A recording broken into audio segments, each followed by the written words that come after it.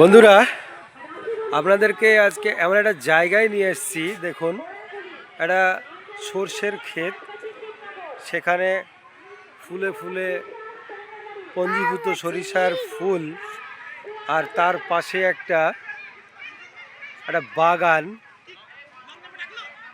সেখানে আপনারা দেখতে পাচ্ছেন কিছু মধুর যে সংগ্রহের পাত্র, মধু সংগ্রহের পাত্রগুলোকে রাখা হয়েছে।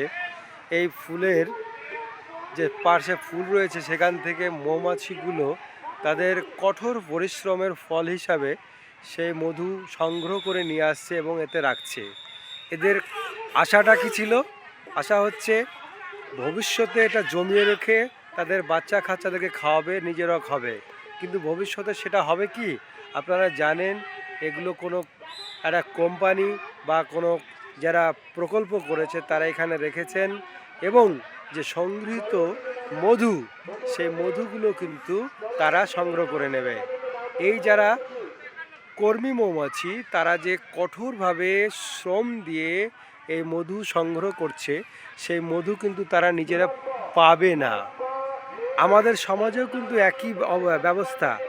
আমাদের সমাজের যারা কঠোর পরিশ্রম করে, যারা রাত দিন মাথার ঘাম পায়ে ফেলে যারা পরিশ্রম করে আমাদের সমাজকে দুমুঠো অন্ন তুলে দেয়, তারা যে শ্রম করে সেই শ্রমের বিনিময়ে আমরা খেতে পাই।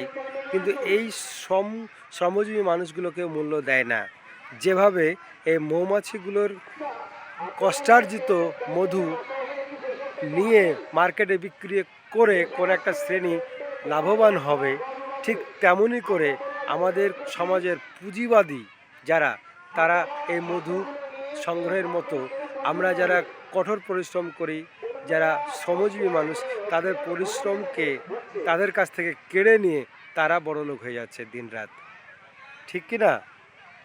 এটাই হচ্ছে আমাদের সমাজের বাস্তব চিত্র।